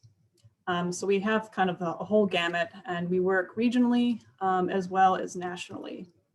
Sustainability starts with our mission, which is to improve the environment in the communities we serve by connecting people with the natural world and each other through sustainable and equitable planning and design practices. So what does this translate into? For us, it means that we apply principles of sustainability, resilience, equity, and wellness into three main areas. The first is our design and planning practice. The second is our office culture. And then the third is our outreach. So our planning and design practice strives to conserve resources, promote human well-being, design for durability and efficiency, and preserve and restore natural systems. So for example, for our projects, we look into things like reusing and reprocessing materials for pavements and other site features, using recycled products for benches, playground equipment, reducing the amount of pavement that we are designing, and using net zero carbon materials, such as bamboo decking for boardwalks instead of pressure treated wood or plastic products. We design rain gardens and green roofs to treat stormwater. We use native plants and habitat creation to sequester carbon. In our designs, we try to protect as many trees as possible because we all know they hold a lot of carbon. We try to use durable products. We design nature-based and inclusive play spaces. And we design active transportation infrastructure for bicycles and pedestrians and transit riders, to name a few. On our company culture side, that revolves around reducing the environmental impact of our office. So some of the steps we've taken include installing a green roof on our office building. That green roof has been there, I think, since 2007 now, so it's been a while. It's still going strong. We've become a bike-friendly employer, including providing a fleet of bicycle of shared office bikes in our office. So any employee can kind of take a bike and ride over to get lunch or run errands instead of using their car. We have installed energy efficiency projects such as upgrading equipment and converting to all LED lighting, reducing water usage, and purchasing 100% of our electricity from renewable resources. We buy local and we consolidate our supply orders to reduce the emissions there. And we've been developing policies that support reducing our carbon footprint, increase employee well-being, and increase diversity and inclusion. So our office has participated in the Sustainable Pittsburgh Challenge since its inception, way back, I think in 2012 was the first one. Like Sabrina said, we've won our category many years in a row and almost every year that it's been going on. This challenge has really helped us to organize our strategies and create bite-sized solutions that a small business can handle. Because of this, we have tracked our energy and water usage and can see the results. So for instance, our greenhouse gas emissions have been reduced by 25%, and our water usage has been reduced by 9% between the time we started keeping track back in 2011 and 2019. I didn't include 2020 because that has thrown off our metrics, but certainly COVID has changed our thinking and how digital we can really go in order to reduce our carbon footprint. So for instance, we started using platforms like Zoom to connect to clients before the pandemic to reduce travel emissions and those types of things. But now we've really obviously use it every day and are exploring other platforms and additional ways to collaborate while working remotely. Our business is really collaborative experience. And so it's been kind of difficult for us to try to collaborate with our employees and our team at the office, as well as with our clients. But we've really started to stretch out and see the opportunity, the real opportunity. And I don't think we would have really opened up our eyes to some of these things unless the pandemic happened. So I think this will allow us to be even more sustainable afterwards as well. And so the third area that I'd like to touch on before I leave you all is our outreach. So our outreach targets environmental volunteerism and as well as community service. So our staff give back to our community with volunteer work that ranges from picking up trash, planting trees, to constructing trails. We also donate to diverse community organizations every year that focus on sustainability and well-being. And our staff also serve on a variety of nonprofit boards and municipal conservation organizations. We still have a long way to go and are always looking for new strategies to become a climate positive company.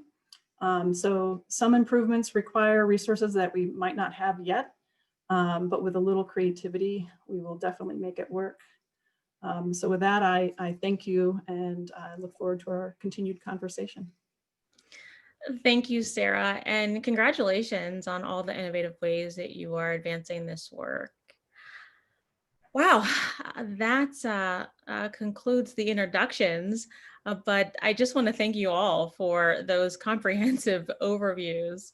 If it's okay, I would love to move to the discussion portion of this morning's event and ask you a few questions. I should also remind the audience that if you have any questions, you can pose them in the Q&A box. I will certainly try and address them as time allows, but we are, of course, as always, we're running short on time, but we did get a significant amount of information from the overviews.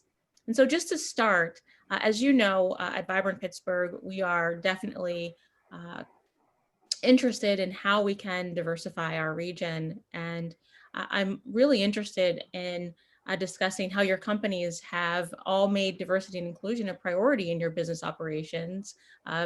You've mentioned it briefly in your overviews, but why is that a priority? And how do you, as a business leader, infuse it into your culture?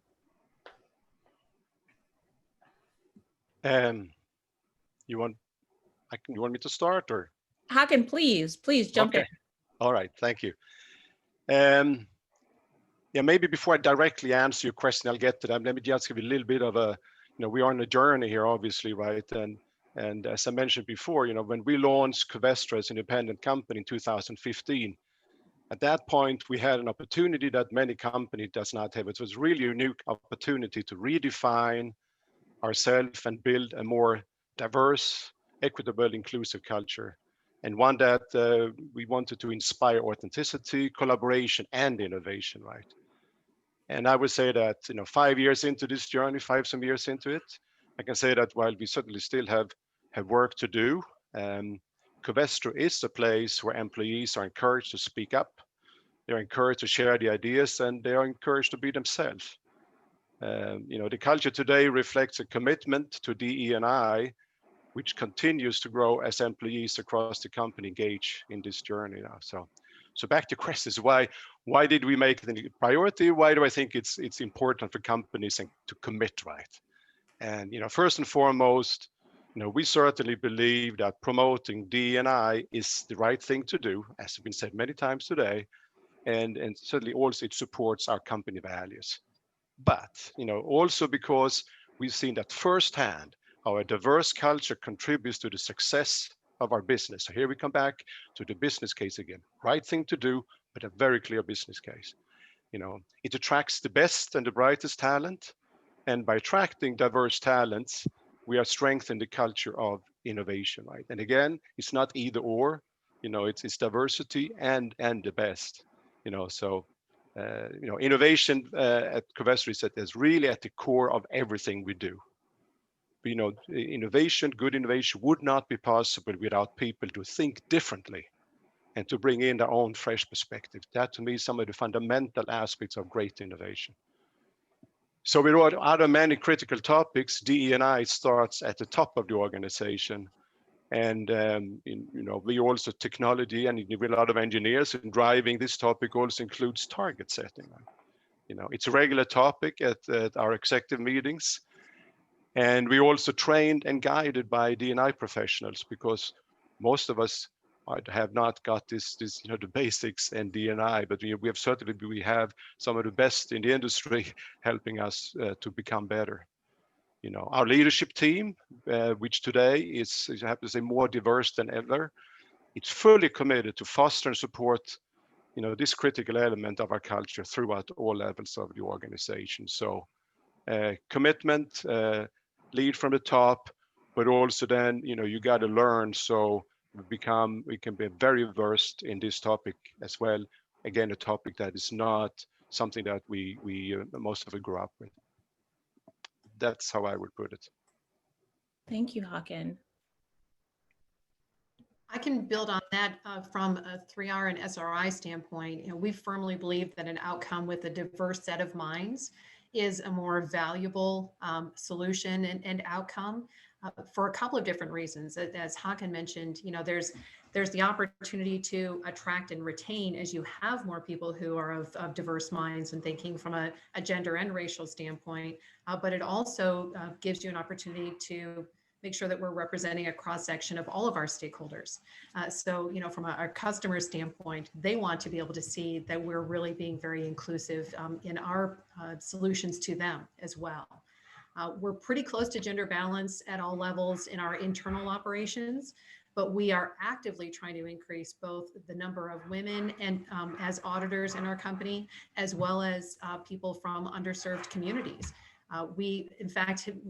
This last couple of summers, we've been running projects bringing in about 12 or 13 interns, and we've been able to get a tremendous number of people of color as applicants and interns for the internship. But as we then look to our full-time hiring, when we have opportunities, the applicant pool just has not been as diverse. So we're doing things to try to reach out to some of the affinity groups at local universities and really trying to start building that pipeline so that we're getting a more diverse applicant pool, so that as we do hire, we're in fact increasing the diversity both from a gender and racial standpoint as well. I just want to add on, if it's okay. And Jen and I talked a little bit about this yesterday, and with, the pipeline. And I agree with everything that Jan and Håkan said. I would just share on a personal note that I've learned a lot this year. Obviously, white. And we've all probably read the books about white privilege and growing up white. And but what was really what changed me this year were the conversations that I started having with our Black employees in particular, people that I have worked with for 20 plus years over my career, and never knew some of the stories that they shared with me and with the company about what it means to be a Black employee in Turner. Could they be their, the struggle with being their authentic self when they came to work, the struggles that they had just getting to work some days, the difference in their commute versus my commute. It was life-changing. And I think those conversations are, to the extent that you can have conversations with your diverse employees in your organization and give them a safe space to talk about diversity and inclusion, you will learn so much from those conversations, and it will change your business, and it will make your business more profitable at the end of the day. I'm convinced of that. Thank you, Jody. As Håkan started, this is most certainly a journey, and I am pleased to see how intentional you're all being in this work. Sarah, did you want to contribute to that question? I just wanted to, obviously echo everybody, but certainly we're in the same boat as Jana. Our profession is extremely white. There's very few people of color in our profession. And so what we have started to do is reach out. Actually, this year is the first year that the national trade organization that represents and promotes the profession has a sub-organization that is specifically for minorities in our profession. And so we've started to reach out to them and talk about ways we can reach out to more diverse groups in our hiring practices. And certainly we've reached out to other organizations like the sister organization for architects, and trying to sister off of some of the efforts they're doing to promote architecture in diverse, and minority schools in order to, grow that pipeline and grow our profession and grow the diversity of our profession. So certainly we think it's extremely important. As a creative profession, we understand diversity is a driver of creativity and innovation. That is crucial. And certainly when we work with communities that are more diverse, we want to represent and understand what they're going through, and as we develop designs and plans for those communities. And so we certainly, diversity is just extremely important in our profession. And so we're taking baby steps in the landscape architecture field, but I'm hoping we'll get there someday. Absolutely. Absolutely. And so of course we are running really short on time, but I was hoping to get one question from the audience in before we have to transition back to the amazing presentation to follow. Håkan, if I could get you to just weigh in a bit on how Covestro is working to make plastics more circular. I know that Covestro is committed to transitioning to a circular business model. Can you talk about why that's a priority? Yes, certainly. The circular business model, or we call it a circular economy at Covestro, and we see that as the strategic vision for the future of our company, and I would say also for our industry. It's certainly no secret that climate change, limited natural resources, and I would say unsustainable consumption patterns are fundamental issues in our society today. And the circular economy is key to protecting the climate and our natural resources. And at Covestro, we want to be a shaping force in the circular economy of plastics. And again, as we have talked about many times today, I'll say it again, it's the right thing to do, but certainly there's a clear business case as well, right? And this is why we have set up a really long-term program with the goal of becoming fully circular.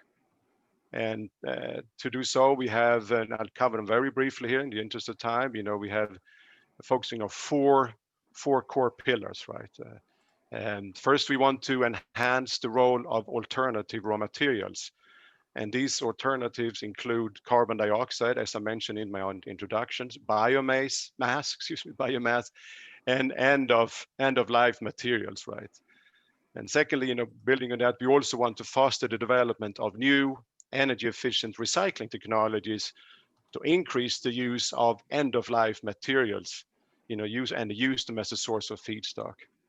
And also focusing on the design, the very design of our products and our components so that it can be recycled and easily as possible put back in the future and put back into the process. Another thing, the third, one pillar here is to shifting to a global circular economy. It is not something one company can do, and it's not, I would say, also not what one part of the industry can do. Society, it's a large-scale project that can only be achieved through collaboration. And here, certainly, Covestro, we aim to cooperate with players throughout the whole value chain. And here, we also want to open new business opportunities and relationships and more. And this is a little bit also what we heard from Gretchen earlier today. Last, but certainly also not least, and I mentioned that in my introduction as well, a truly circular economy, it demands a comprehensive approach to resource efficiency. And it's one that not only addresses the raw materials, but also the energy sources, right?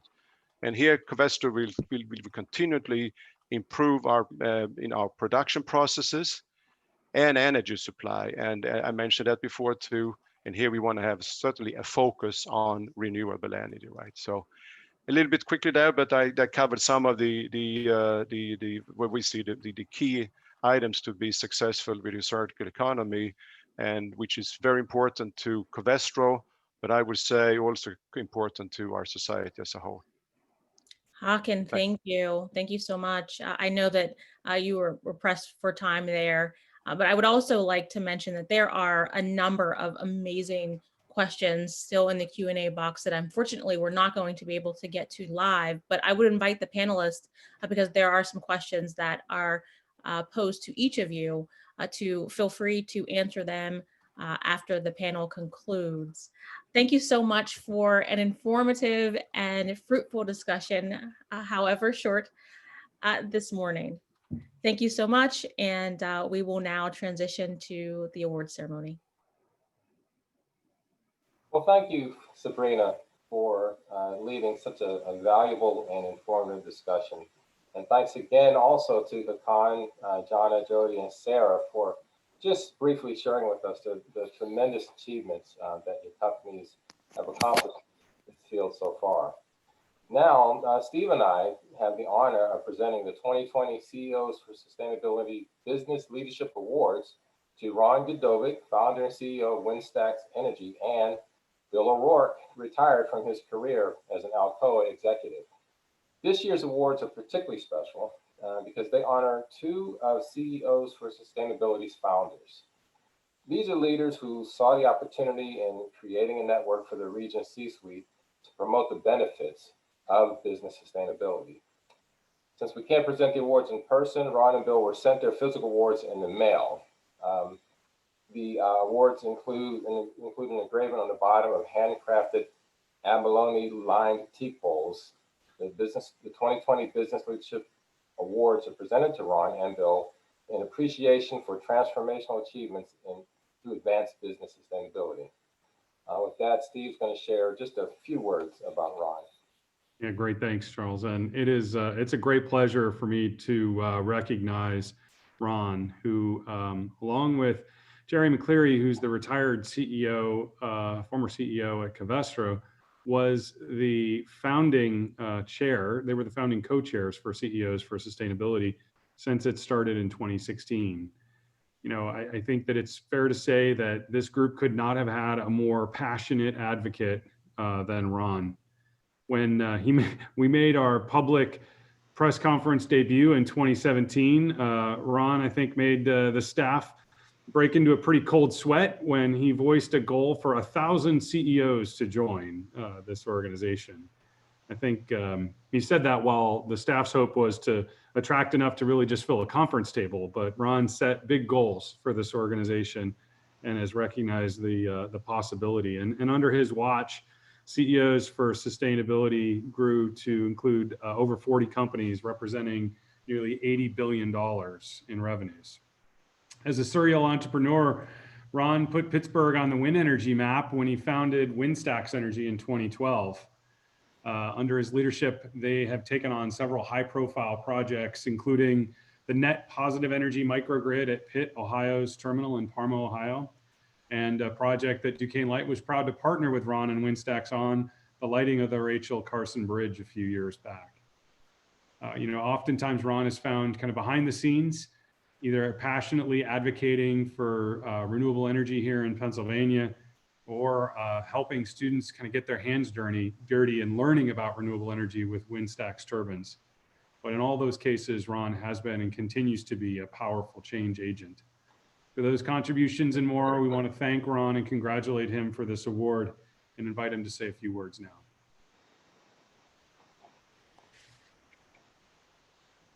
Well, Steve and Charles, thank you so much for that very, very warm introduction. I really appreciated that. And actually, I really needed that because we just got off the roof of a solar project that we started yesterday, the first day of snow. And I was up with the crew helping them get started. So a warm welcome was very nice. And, you know, I really just can't thank everybody. Of course, Jerry and then Bill and all of the original participants and CEOs for Sustainability. As you mentioned, it was an ambitious undertaking. And frankly, even though we didn't make the 1,000 companies joining, we've certainly made up for that in the quality of the participants and just the passion and the commitment to sustainability that everybody has shown. So it's been a wonderful experience for me as well. I've learned just as much as I hope I was able to contribute. So just proof in the pudding is 2020, the group itself showing its resilience in the changes in socioeconomic changes, the COVID responses, and I'm sure we're going to see that that resilience, the level of resilience with the changes in the new administration in 2021. So really proud to be a part of it at the leadership role, and looking forward to continuing to participate as a member as well. So thank you very much for that. You're welcome, Ron, and thank you very much. Now it's my pleasure to introduce Bill O'Rourke, who lent his influence to CEOs for Sustainability as a retired Alcoa executive. As facilitator of CEOs, Bill was very integral in getting the group off the ground. He led the creation of CEOs for Sustainability Vision, and with co-chairs Ron and Jerry, guided our focus. His enthusiasm for the business advantages of sustainability have been invaluable, and it really has just been a pleasure really just listening to Bill, Ron, and Jerry over my first few years being involved. I knew very little about sustainability when I joined the group, but I just learned a lot just by observing how you guys led the creation and formation of the organization and started us on our way. And it's certainly no exaggeration to say that Bill is revered for his leadership in business, sustainability, and ethics. He's known for his conviction that integrity is the most important attribute of a true leader. He's spoken at university businesses since retirement. He often draws on the opportunities that arose over his 36-year career at Alcoa to help illustrate the day-to-day decisions that reflect integrity in leadership.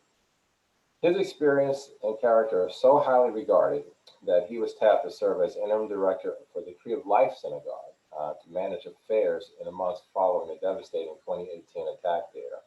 And these days, this is interesting, he's working to reinforce character and integrity in the Special Operations Forces of the U.S. military. So for your transformational achievements, Bill, thank you. Thank you very much. And now would you just like to share a few words with us? Thank you very much, Charles, and thank you, Steve. I really appreciate being recognized by this group. I was honored to facilitate the initial meetings of the CEOs for Sustainability. So I applaud Sustainable Pittsburgh for launching the effort. But more importantly, I got to watch leaders of businesses in Pittsburgh sit around the table, learn what was possible through sustainable goals and objectives, and then share all their experiences with one another. And for that, I applaud the original leaders, Ron Godovic and Jerry McCleary. They got together and really encouraged people to join and then share and learn. And I got to see that develop. So I want to encourage you, Charles, and you, Steve, to continue that effort. Keep up the good work. I learned a lot from this group. I remember sitting at a meeting early on with the CEOs of sustainability. We were talking about sustainable jobs. And we came to the conclusion as a group with these leaders that every job is a sustainable job. Everybody has the opportunity to contribute to sustainability. And that's what I learned from that group. I also believe that with leadership, anything is possible. And I look at the impressive sponsors, the members of the CEOs for Sustainability, and that's pretty impressive. And with that group, I think an awful lot can be accomplished. So I encourage you to do that. That's a hallmark of Pittsburgh. Pittsburgh business leaders have gotten together for over a century and a half now to decide we're going to drive change in our region. And they've done it. They did it with the Renaissance twice. They did it with the North Shore development. They did it with cleaning of our rivers. Yeah, to the point that we actually had a bass fishing tournament in Pittsburgh, which was amazing. But that was business leaders that made a decision that they're going to drive that effort. So I believe the CEOs for Sustainability are poised for momentous achievement in the sustainability area. I encourage you to think big and then go after those bold priorities that you mentioned early on in our session today. The world will be looking at Pittsburgh for how the business leaders can get together and drive change again. So I encourage you to do that. Again, thank you for this award, but thank you more, all of you, everyone on the call, for what you're doing, for your organizations, but also for the Pittsburgh region. Keep up the great work, and thank you very much. Thank you, Bill and Ron. Congratulations. Thank you for your incredible work on this organization and for our region. And, you know, Bill, I think that that call to action is one I just want to echo from you as we sort of bring this session to a close and move into our breakout sessions for networking. I just want to remind all of you here of the opportunity for, once again, the business community in this city to come together to solve the big challenges for our region going forward. We've done it before and we can do it again here. So I'd ask you all to consider joining us. Join with the CEOs for Sustainability groups that have already signed up, and join by signing up to commit to these baseline commitments. Remember, these are baseline commitments. You've heard today from companies that are going even well above and beyond and demonstrating true leadership in each one. We can work together, partner together, learn from each other, and deliver. But it starts with these baseline commitments. You can find information about this, frameworks and tools, at ceosforsustainability.org.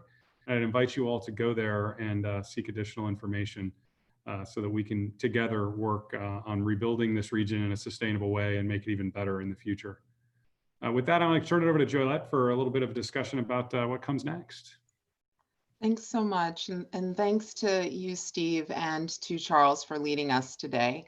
And thank you to all of the CEOs for Sustainability companies and the CEOs for Sustainability group for leading our region forward with these commitments. And I'd be remiss if I didn't also thank the Sustainable Pittsburgh staff, Gina and Meredith, and all of our staff who've been involved behind the scenes to bring this event here today. We invite all companies to check out the CEOs for Sustainability baseline commitments and the tools for adopting them at ceosforsustainability.org.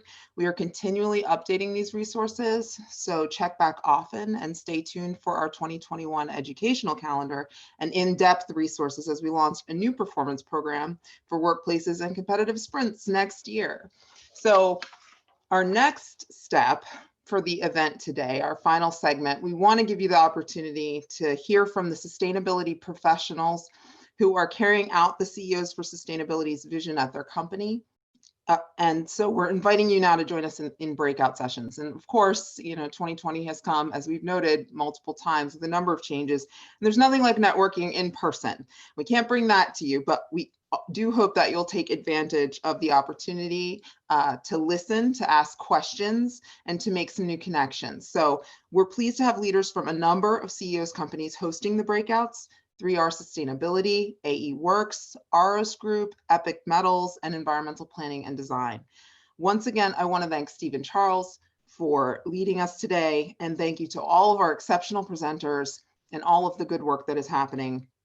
We especially thank CEOs for Sustainability for their leadership and UPMC Health Plan for helping to make this event possible. So now on to the breakout rooms. This is your networking time, so stay as long as you like. Just follow the link that's been posted in the chat box, and we look forward to seeing you again at future events. Thanks very much.